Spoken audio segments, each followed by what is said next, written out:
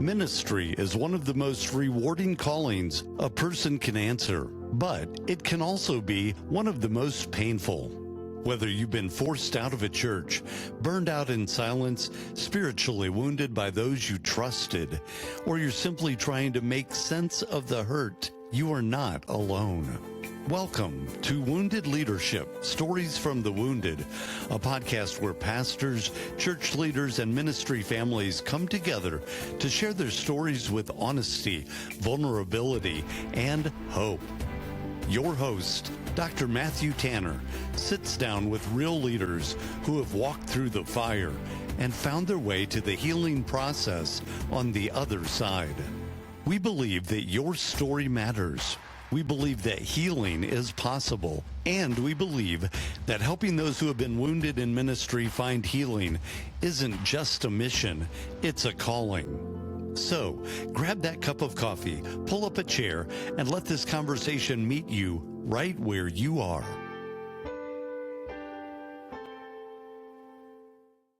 Well, welcome to the Wounded Leadership Stories from the Wounded podcast. I'm excited about today's conversation with a new friend, Jeff. We met through Tiffany Henning. Something's got to change. We've had a couple of meetings and we figured out we get along pretty quick and love your ministry. And so thanks for being here and being willing to share your story. So Jeff, I'm going to let you introduce yourself. So I always let you guys be in charge of what you want to share. So tell us who you are and then we'll dive into your story, man. Yeah. So I'm Jeff VanderGiessen, married to Cassie for 21 years now. Got 5 kids, born and raised out in Seattle and living out in Chicago now. Awesome. So Jeff, one of the reasons you're here, we've kind of briefly talked about, you have a story of you, like me, share the wounds of ministry. So I'm just going to let you start at the beginning and share the life, your ministry, your wounds, and then we'll get to the healing part. So take us back where it all began. Yeah. So I would say I grew up in a Christian home. Teenage years, I was super involved with my youth group. It was actually a Christian Reformed church in Seattle, for CRC Seattle. And I was involved with just volunteered helping out with whatever, leading small groups, helping with, the old clip art newsletters, just serving in any capacity I possibly could. I spent a lot of time there. So, I did sports a little bit, but I was definitely youth group first. And probably 16 years old when my youth pastor, Jeff Hirspink, he's now lead pastor out in Omaha, in Lincoln, Nebraska. Nice. And he sat me down and said, "Hey, you should consider that God might have a call on your life to ministry." I had no idea what that meant. Definitely, obviously, here we are, I don't know, 30 years later, and I still remember that conversation. So it was a meaningful conversation that someone would sit down to me and have that conversation. So when I went to graduate high school, I went to Bible college. I went to Northwest College at the time. Now it's Northwest University. It's Assembly of God school in the Northwest. Grew up CRC, went to an AG school. Very different. Chapel was different for me. Sure. Had never experienced something like that. I think in going there, I didn't have a desire to do a biblical studies degree at all. Had a desire to do ministry, but didn't know what that was going to look like. I had been managing a grocery store and really just didn't see how the pieces fit together. I enjoy business. I enjoy building teams. I enjoy jumping in the trenches and solving problems with people. But the idea of putting together a sermon and visiting sick people in the hospital, I just couldn't reconcile it. And so I'm at this Bible college studying, getting a very average, overpriced business degree. And I only lasted there a year before I actually kind of shifted directions and went a different way. Sure. Went back to community college. I actually bought a house instead of paying tuition and invested into, some of my future in that way. But I'd say, in that season, just wrestling through what that was, my friend started going to this church called Mars Hill, and I'd never heard of it, but I was interested. Yeah, I went and checked it out. My wife, we were dating at the time, girlfriend at the time, and I started attending Mars Hill pretty quick. Gotcha. So you found a connection there really fast. Yeah, she had grown up. At that point, my family and I had been going to a non-denominational Assembly of God. We switched to junior high. So I was in this non-denominational, Assembly of God church. And my wife grew up Calvary Chapel, in Seattle, Mount Lake Terrace. We were both in great churches, but they were our parents' church. And so as we were dating and kind of working intentionally towards marriage, the idea of finding our own community, finding our own church, and building that together was appealing. And when we started attending Mars Hill, and the teaching was just so timely for me as a young man, really just God used it in a very profound way for both me and who now became my wife, and our marriage and all of Sure. that. We attended there for about 9 months, super involved, volunteering, done. I learned a lot of construction along the way. And so they were building tons of stuff all the time. So I'm helping with framing and electrical and drywall. I'm just, probably 20 hours a week on top of my job, just out there volunteering, helping literally build the church. Yeah. A position came available for service producer, which I'm like, I have no idea what that is. Sounds technical. Okay, that sounds good. And for the first time, like I was like, this is the type of thing I think I might be wired for. And so they hired me, and we jumped in. And so that was October 10, 2004. Church was in the old Ballard location. They run about 1,200 people on a weekend. I think it was staff hire number 16, maybe. We were, it was a small team at that time still. And, I remember Pastor Mark walking in the room with the big, thick plan. I was like at first all staff, and he throws it down, a copy for everybody on this is the plan to get to 2,000. And I was like, what? Okay. What was, you had no experience with that. So what's going through your mind when like all this is playing out? This is your first experience with ministry. You're like, okay, I'm on board. Or you kind of holding back a little bit? Yeah. I'm a builder, and I think the opportunity, there was a need for someone to come in and help build in that, at that point. Cause that's what it's going to take to go from 1,200 to 2,000. Everything is going to change. Sure. So, thinking through those things and helping pull people together and figure out what that's going to be there's a lot of building, and I'm a builder. So so you're like, let's go. Yeah. I saw naturally how God made me, wired me, what my actual strengths and skills are, like how they fit into like a ministry use. So it was incredible. It didn't pay well. Didn't pay well. I took a pay cut leaving the grocery store to go work at the local church. But I just have never been motivated by money. I didn't care. Right. I just loved the opportunity to be able to find that fit for ministry. To do something that's got purpose. I was about to say, you're motivated by the purpose. Yeah. And the meaning of it. And you're seeing people's lives change. Sure.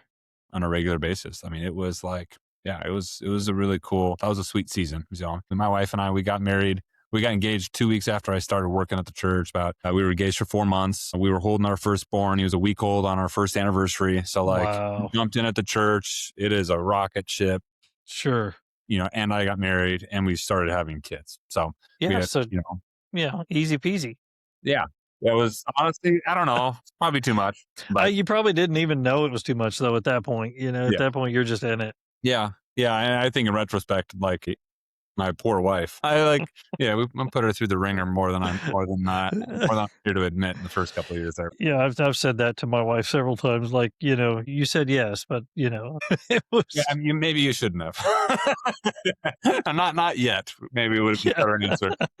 But God's been very good to us. Yeah, that's awesome. So keep going. Like you're in that new ministry the season. church obviously it grew like a weed. Yeah. And I'd say a lot of people who worked there were new in ministry. A lot of people I think that were similar in terms of they did not take the traditional path. Mars Hill did not typically hire people who graduated seminary.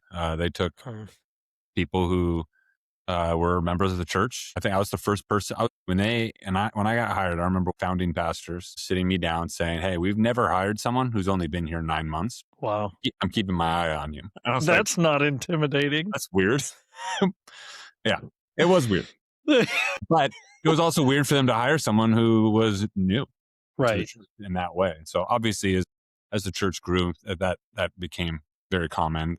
They'd hire people from outside. But yeah, the whole grassroots of it was definitely not hiring college seminary grads. It was hiring people who were involved in the community, whose lives had been changed by that work, and had the skills to fit specific roles as they went, and would leave their marketplace jobs to come serve the church.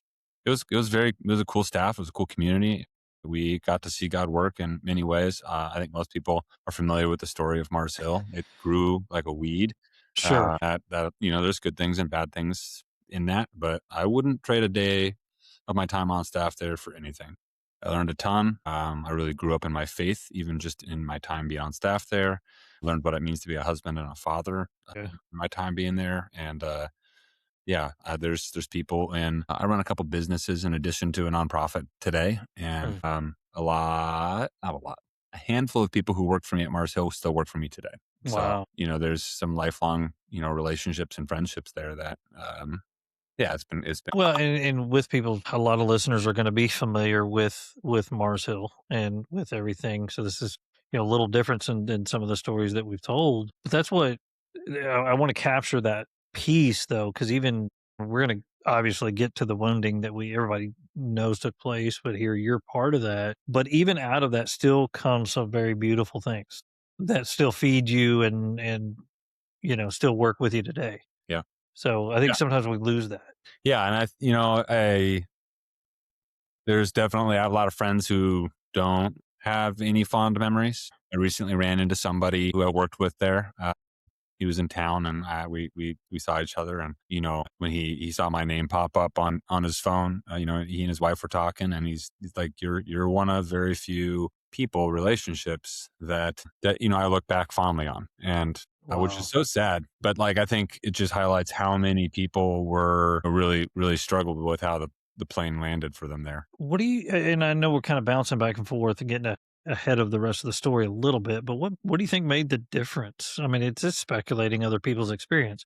What made the difference to where you still carry away some meaningful relationships, meaningful things, compared to some of those that were just like, no, absolutely not? Yeah. I think there's a handful of things. I think one of them was my seat on the bus was different than most people's. I helped lead what we called the development group. So my job was to help find buildings and turn them into churches. I got to do that all up and down the West Coast. Wow. 24 projects across 5 states. I spent the last 4 or 5 years doing that work of my time there. And so I got to work with all the people on staff at the church. So most people who work at a church work with the people who show up on the weekend.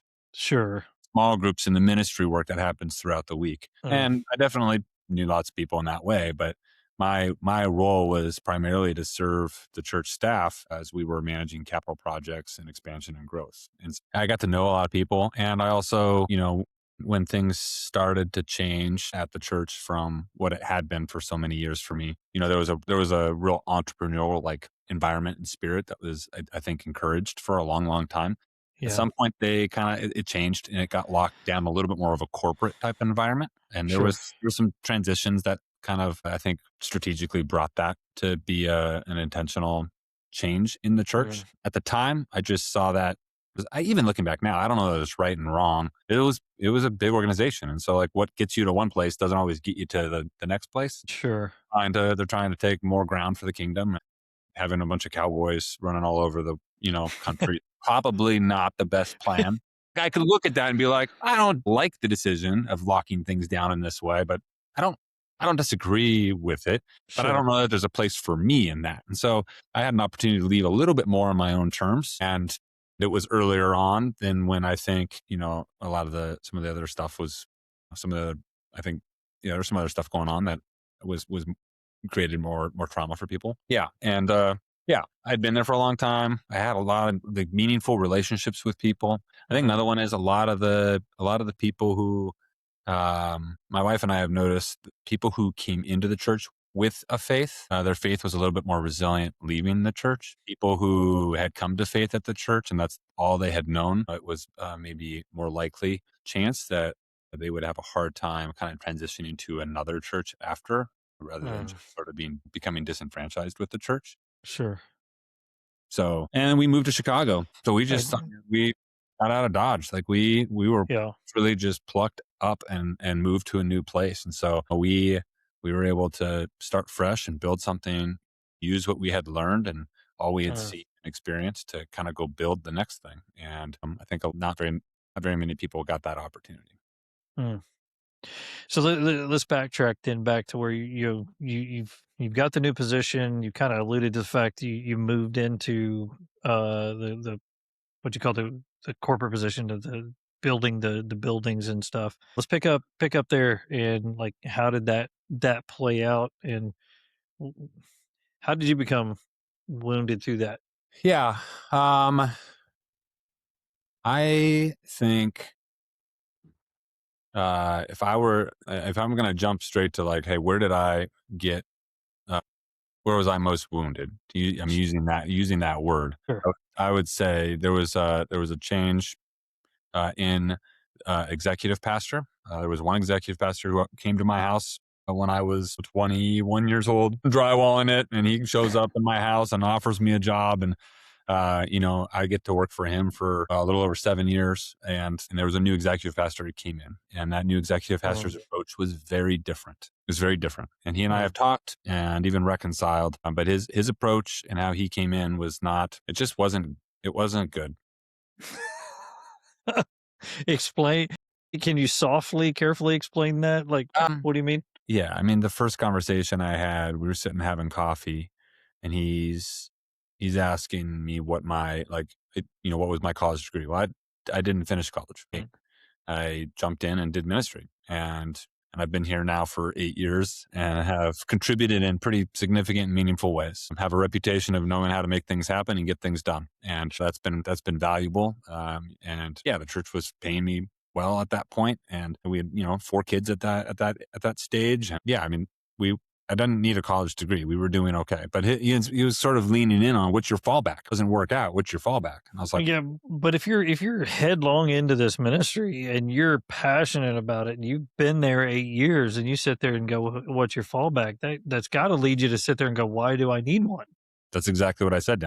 I've never actually considered that. And he just thought I was a fool for that. Now he's like, he comes from a business background, and so managing risk and what am I going to do with this and that and whatever. But I'd never, again, not pursuing on your radar. I see God at work. I've been given an opportunity headlong to go after this thing, and I was, and I didn't see any. Yeah, and I don't know. Maybe I should have had more maturity. And I mean, I was young and full of passion and ideals, and was working hard towards what I saw as purpose and meaning.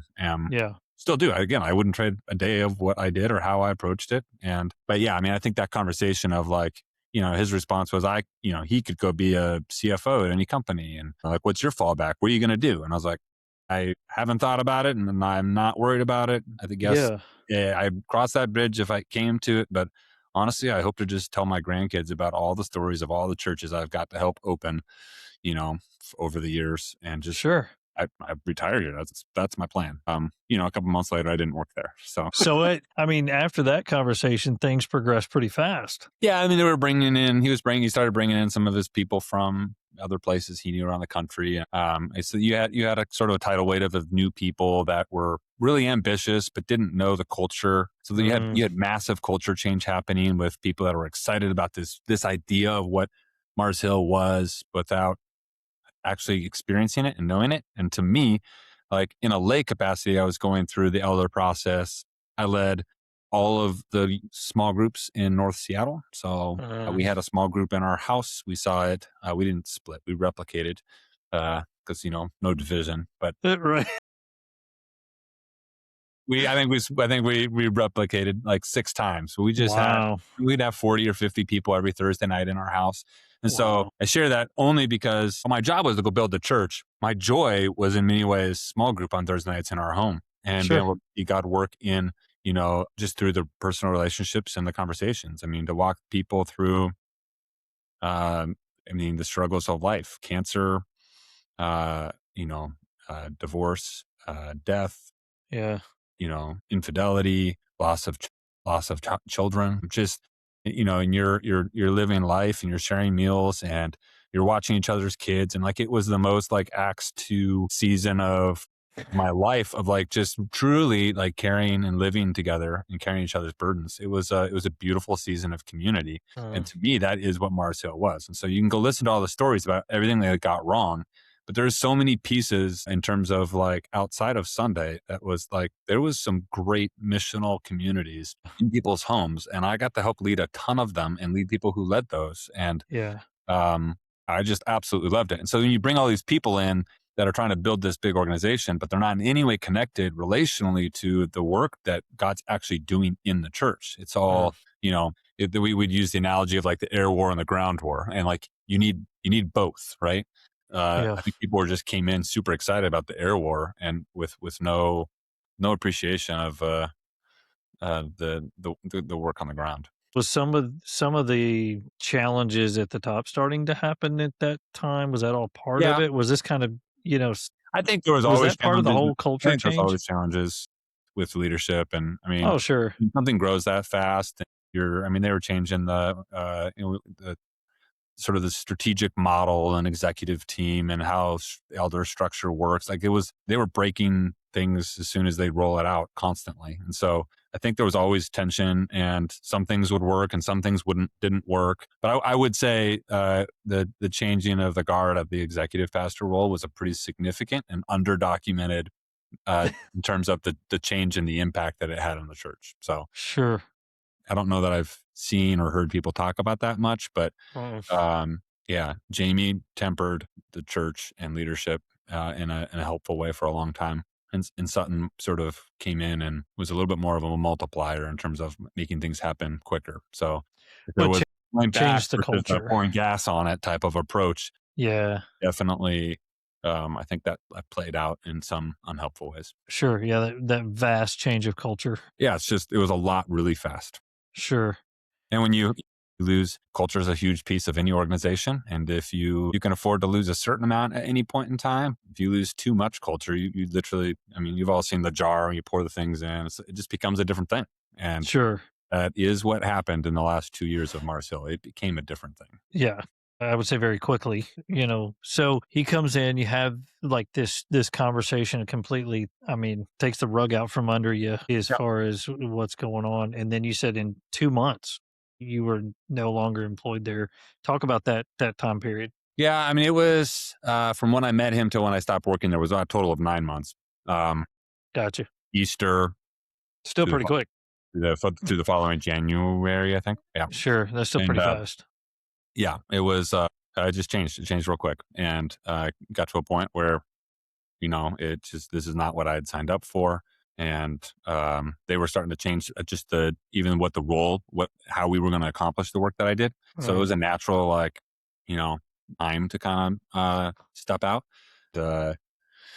Yeah, they offered me I think it was like 12 different roles at different campuses. I was talking with a bunch of campus pastors and everything. As my wife and I really dug through it, we just still didn't feel like that was the kind of ministry that God had called us to. And it wasn't. So we ended up moving out to Chicago and working for another firm that I had gotten to know over the years that did similar development type work for churches all over the country. So the idea of, instead of changing the job that I'm doing, I get to continue doing the same work, but rather than doing it for one church, I get to do it for lots of churches. Yeah.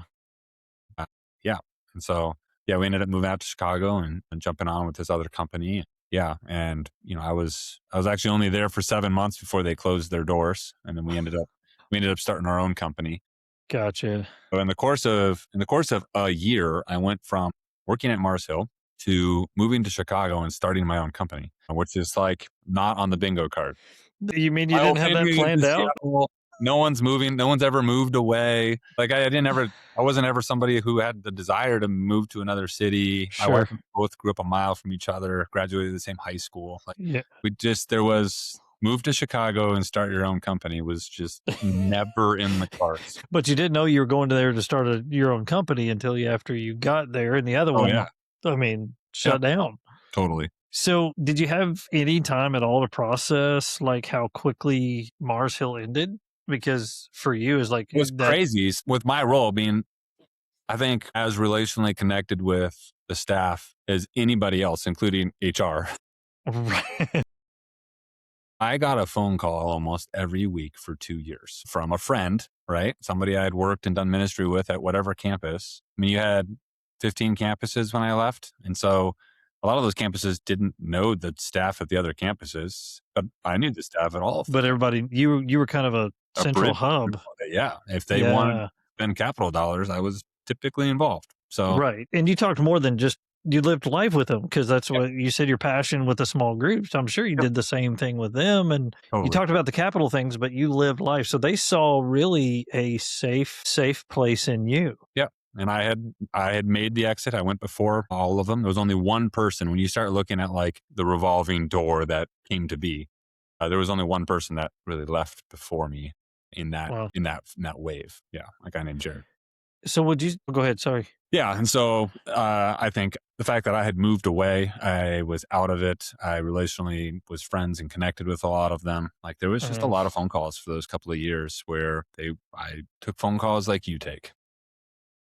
So for you, I mean, sounds like you transitioned pretty quick, because you moved to Chicago, got the other thing, still doing your passion. So would you say you were necessarily hurt so much by the leaving of Mars Hill, or was it more that you really became a coach really fast? Yeah, I Or think the even a latter. counselor very fast. So rather than dealing a lot with your own wounds, I mean, I'm sure there's some to process. You began to carry a lot of wounds from a lot of pastors really fast. Yeah, and trying to reconcile that from one person's experience to another person's to other people that I respected. I mean, talk about that. That's really hard to Yeah. process and juggle. Yeah, I mean, what I quickly came to see is that there was a mess that we weren't going to fix this side of heaven. And So he, then there's a grieving that happens because you yeah, loved that ministry. totally. I mean, I poured everything. I spent all my 20s pouring everything I had into that, and had hoped from an investment standpoint, had hoped that it would still be around decades later. And Yeah, God's faithful. There's a bunch of churches that came out of those campuses, and they are still there, and sure. some of them are doing really great. Yeah, there's a lot of good churches that are still there. And so I think, God's faithfulness is to the capital C church, not Mhm. whatever we named our church. And yeah, so I think there is still a story of faith, of God's faithfulness there, and what that looks like. Yeah, I think for me, the grieving process of just like, I mean, there's people that I would say on all sides of what was happening, there's Mhm. people were both right and wrong. Sure. And, when any husband and wife fight, it takes two to tango. And, Sure. we can place more blame here or there. The reality is none of it matters. It got real broken real fast. There was a lot of things not handled right. And And there was a it's lot just of wounding. we're not going to undo that. We're not going to, that's the spaghetti mess is not going to be taken apart. Not going to Yeah. fix it. We're not going to fix it this side of heaven. We're not. That's going to, that'll be sorted out before the Lord. How do you And I think, reconcile that? I mean, I think that is the very nature of our faith, is that we are sinners in need of redemption, and we want Yeah. things to be polished and clean and perfect. And the reality is it's not, and we make messes we can't clean up. Mm. We all do it, and that is sin. And every once in a while we get to see reconciliation. Sometimes you don't. Sometimes we get to see restoration. Oftentimes we don't. Sure. And I think, I don't know. I think it should be sobering that we can we can fall victim or fall to Satan's lies and his attacks and the snares he lays. We've got a real enemy that wants to destroy us, and what he rejoices over, we mourn over. And so Sure. there's a real mourning of the loss of a church that was doing incredible gospel work in a very dark corner of this country. Absolutely. People Yeah. can love or hate Mark, but the reality is there were a lot of people who came to faith through Mars Hill, and you got one less church doing that work in Seattle now, and that's Yeah.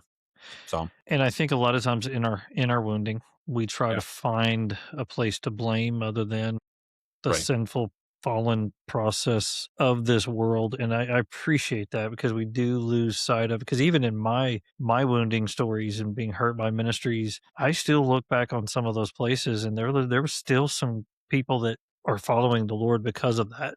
And I've found that a lot of the wounded people don't hate the church, they hate what happened. Yeah. And that's fine, because what happened was there was sin, and we should hate sin. Sure. Sin is Sure. worth um yeah, I think trying to pin the blame and reconcile and play judge this we can't get it all right. So you can paint some Mm, broad strokes, and you can call sin sin. And I'm not saying we don't need to do that, but there's sure. yeah, I also, there's a lot of people that don't want Mark leading the church. Um yeah, and there's a lot of people who left the church for good. There's Mm, like, how do you reconcile all these things? That's it's yeah, you don't need to convince everybody of, what I might believe or not believe, or what my opinion is. I think being yeah. able to hear people, and like, it's just a lost skill and value of being able to just sit and hear, and like, people who are hurt, like, it's worth hearing them out and helping them try to wrap their head around how do they move forward. Because here's what's probably the one of the most sad things is the number of people who uh like left ministry for good, or left the church for good, or left their spouse for good, or even Mm, took their own lives, sort of in the fallout of Mars Hill. Like, it's super yeah, I had all of that inside my own small group. Like, I moved out to Chicago a couple of years later. wow. I mean, there was a guy who took his own life. There was multiple divorces. I mean, there are so much stuff that kind of, unfolded out of that. And like, when we're living in gospel community, it was just different. And when people are pulled out of that, I mean, they exchange the truth for a lie Mm, real quick. And that's a bummer. Now, God's sovereign. He's gonna do his work, sure. people, but it's still real hard to see people I loved and walked life with make decisions to turn their back on God and choose to follow How do you someone. process that anger? Because I know exactly the feeling you're talking about because I have similar stories of friends who are no longer married and people who have completely turned their back on the Lord because of the one place that you talk about, that authentic Christian community, the one place that should be doing it right, sin, Satan, whatever you want to call it, gets a hold of them, destroys that. People get out from under that community, and then you see the carnage that Yeah. takes place. It's angering. So how do you process that? So yeah. So for me, I think you go one of two ways. So for me, that's a fork in the road, right? Sure. Come to this intersection, I'm going to go right, or I'm going to go left. Mm, And, right is, I am going to try to tell the whole world about what happened and who's at fault. And I'm going to play judge, jury, and mm, we're going to figure this out, and we're going to fix this and make it right. And we're going to hold those accountable. sure. Um, and I'm going to turn my back on the church. I'm not going to trust again. And like, I'm going to protect myself, and I'm going to fight for what I I think see is. that all the time. I see pastors who have been wounded become that. And if I sit in that, though, like, it's not good. It's not good. It's not a good place to sit.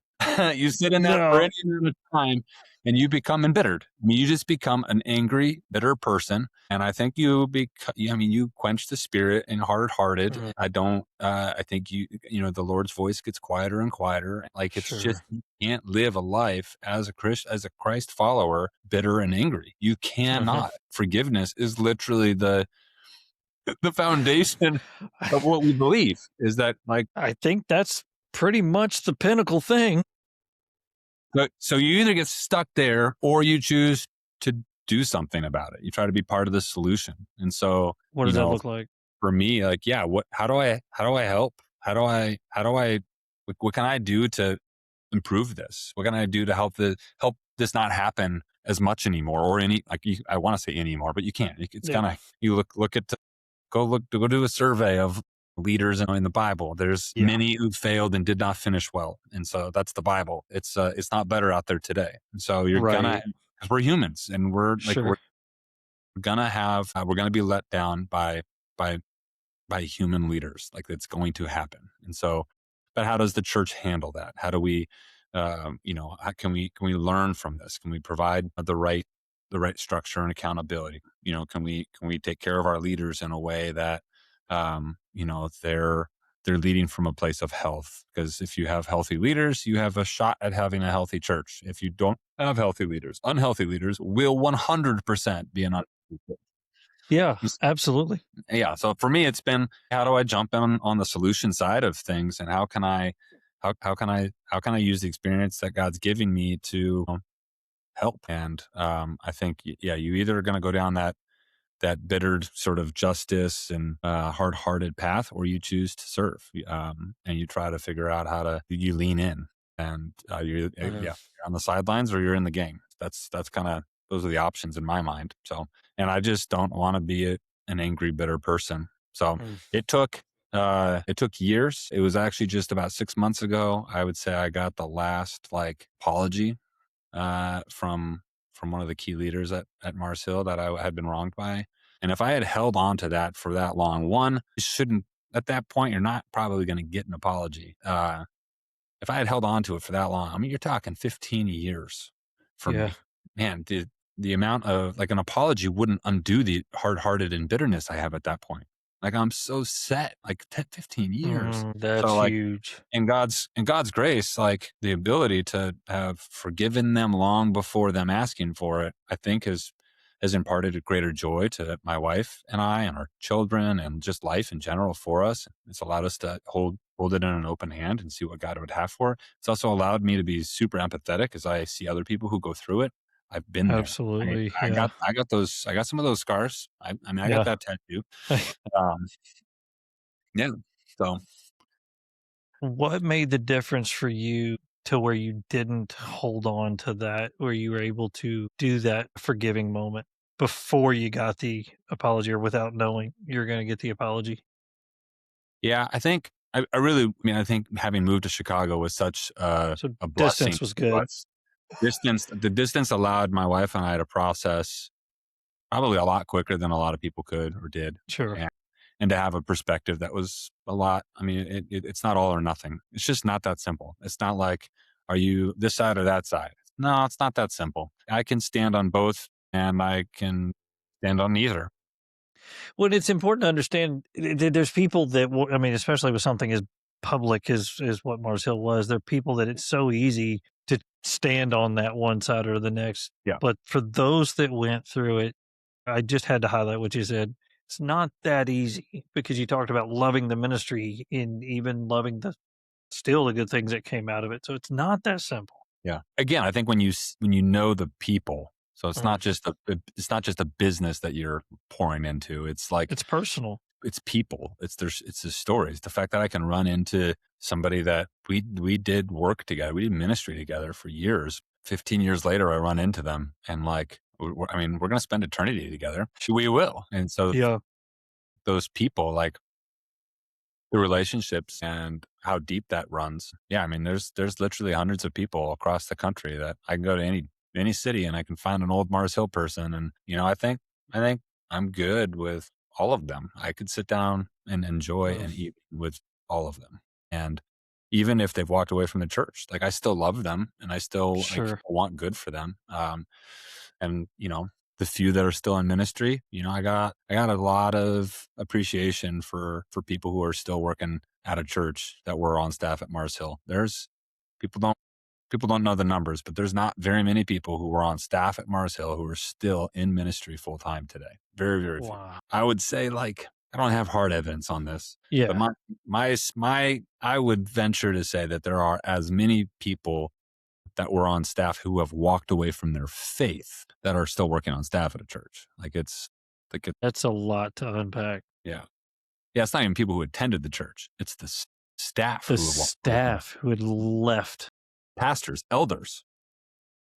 Well, and that fits the research because those who are unjustifiably terminated, forced to resign, in the research that I've done, 60 to 70% never go back into the ministry. But you're saying there's another Whole layer to it. whole layer to that But they they can't separate their relationship with the living God from what was a that hurts. That hurts to think about. So you had a lot of conversations with a lot of wounded pastors through that. Those that you had done life with, you became kind of their counselor. What was that journey like with those pastors, those staff people? And could you identify certain things that allowed some to heal and some not to? I know I just hit you with one of the toughest questions ever. Yeah, I mean, I don't think I have any silver bullets in terms of like, here's the advice I gave them and it unlocked something for them. I don't know that like anything I ever said unlocked healing for someone. I think, I think that's something that honestly God just has to do that work in them. Mhm. Where I feel like it's been like special has been where I can just encourage them. And What does that so look like? pick up the phone and call them, or just like recall memories of how I saw God work through them, how that like just that season of ministry wasn't for nothing, and that maybe That's it didn't pay huge. the dividends that you had hoped, but like it was enough for that one person and for It that wasn't family completely and for lost. that, it wasn't, it's not lost. Like God worked in that, and He's still working in you That's to huge. use that. And I think just to like to help people like not just throw it all away, but still like see where God was in that. And yeah, I don't know. I think just there's a lot of people who felt really rejected, and to just encourage them. It's probably those conversations have probably been the most meaningful for both me and for them, in terms of Mhm. bringing back like why I can't reconcile all of what it was, because you're talking about, I mean, tens of thousands of There's relationships. yeah. If I can reconcile this one or that one, or bring Christ back into this or that. There's people who went on to, work at another church and then it didn't work out, and so they moved to a Mm. different church. Or, but they're still in ministry, even though like there's a Still lot of serving. people who had found such purpose in what they did at Mars Hill, and then they literally can't find another. They can't find another thing in life to. I mean, it's almost a drug to see God at work in the ways that, I mean, it was a special thing, and to see God Yeah, at sure. now. Like you don't walk into any church in town and continue to see that. And so there was, Mm. I think there's a loss for people in terms of being part of something that they perceived as meaningful, just to feel to be made a fool. But no, there was meaning in that. There was purpose in that. And God's not done with you yet, and He will continue to use that. And it might look different. Like I Mhm. think, yeah, I don't know. Just the encouraging aspect of it is probably the most, yeah, see people. How did all that, the Lord leading you into that kind of encouragement role, counselor role, how did that lead into the ministry you have now? Yeah. So I had my time at Mars Hill, and then now I'm 13 years into running my own business. Got to do a lot of the same type of development and projects. We do a lot of technology for churches all over the country. I'm based here out of Chicago. So I've worked with, I think we're, I don't know, 18 or 1900 churches now in the last 13 years. And so, That's I've awesome. gotten early days, like I was the guy out meeting churches and developing the relationships and building trust and coming up with solutions for the projects that we were doing. Mm. Not as much these days. We got a team that does that. But the opportunity to build those relationships, like, it was where I did it again inside one church for a bunch of years. Now I'm getting to meet pastors all over the country. I'm this weird guy who understands what you're going through, because Yeah, I've got enough experience to like I can kind of step into whatever you're doing. But I'm getting on a plane and going home tomorrow, so you don't owe anything to me. And so, sure. like, I think pastors don't have a lot of safe places where they can be candid or honest with themselves or with others about how Mhm. they're really doing or how they really feel, or how they just don't have a clue what's going on, or they're totally burned out, or their marriage is not going well, but they can't tell the church that. And they got to lead the elder board to try to get the outcome to get this thing done. And they're fighting about Mm. this thing and that thing. And this staff person's just being a pain in the butt. Like they don't have safe places, relationships, outlets to really just vent, or Yeah, process. And yeah, so I show up and I'm just like, hey, and they're like, they unload.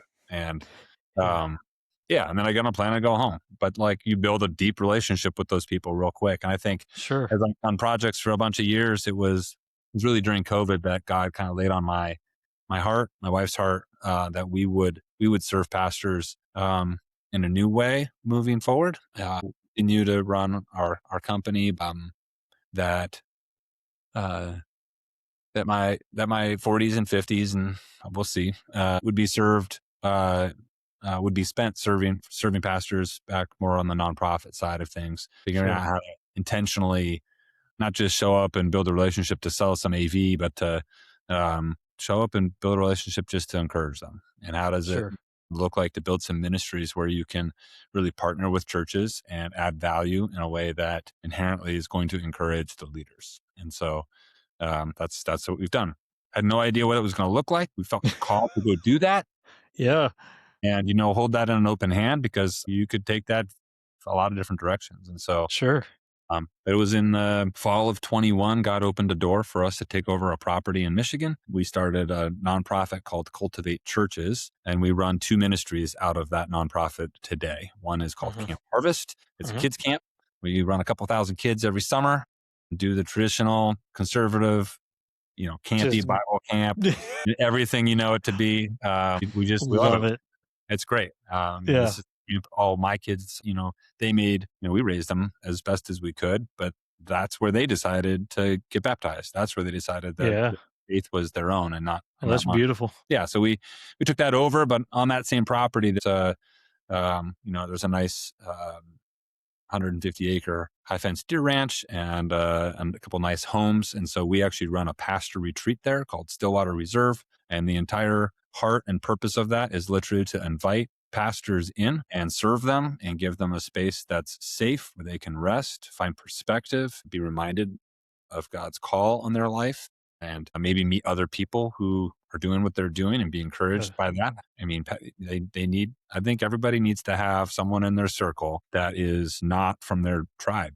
And so this is not their denomination. This is not their elder board. This is not their staff. This is not even the church down the street. This is like someone they owe nothing to, that is outside of all of it, but understands and knows them. It's me flying in, and just connecting because we carry that same weight. And so to have some friends like that in your phone that you can call and that you intentionally get to go do a trip or 2 a year with, that's a special thing that pastors, they need more of that. And so we get to serve. Right now we're serving about 300 pastors a year. That's beautiful.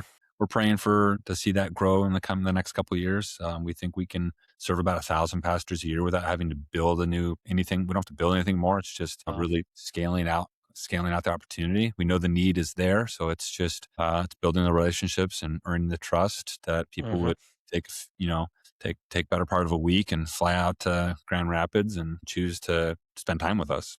Yeah, it's beautiful. It's I've said this before. It's kind of like you're building the friends that Job should have had when he was going through his suffering. Yep, totally. And that, especially for those of us who've been through it, that's beautiful. That's such a beautiful thing. Jeff, some people have those friends, and it's fun. They come up and we host them, and they get to come have fun together. And some of them don't have that, and then we get to actually we get to see God work through us and making those introductions and connecting those pastors. And I would say really in like the small medium-sized churches, churches that are, just say, under 1,000, where they don't have a big staff, and they the pastor's got at least 3 or 4 hats that they have to wear every week. Those are the guys that really are going it alone. And we just don't want them to go it alone. Yeah. Providing that place. Jeff, this has been absolutely an amazing conversation. We're going to have to do this again. How do they get a hold of you if they want to find out more? Yep. You can find us on our website, stillwaterreserve.org. And we would, you can find everything over there. Awesome. The theme that I keep going back to, and this conversation has completely shown this, that there's just so much power in owning your story, finding the vulnerability in your story, being able to tell your story. Yeah. So Jeff, thanks for telling your story. And those that are listening to this, I know that they're going to identify with it. So if you've heard Jeff's story and you're identifying with it, I want you to go to woundedleadership.com, and there's a tab that says Tell Your Story. So you can find comfort in telling your own story, safety in that, and so that you too can find healing in your story. Jeff, I can't thank you enough for this. Thanks for being willing to tell your story and share how God is healing your heart. Yeah, my pleasure. All right. Thanks, Jeff. We'll talk soon. All right. Thank you for joining us today for Wounded Leadership, Stories from the Wounded. If today's conversation stirred something in you, whether it brought up your own pain, gave you language for what you've been carrying, or reminded you that someone else understands, we want you to know that this community is here for you. You don't have to navigate this alone. If you are a pastor, a church leader, or ministry family member who has been wounded, or if you know someone who is, I want to encourage you to take the next step. Visit woundedleadership.com, where you'll find resources, biblical counseling, and a community dedicated to one thing: helping those who have been wounded in ministry find healing.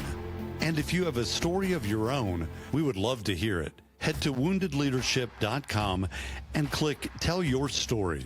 Your story could be the lifeline someone else needs to hear. If this podcast has meant something to you, please take a moment to leave us a review, share this episode with someone who needs it, and follow us wherever you listen to podcasts.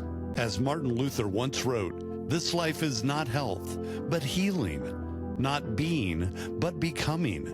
The process is not yet finished, but it is going on." That is our prayer for every leader who listens to this podcast, because healing is a journey, not a destination. Keep going.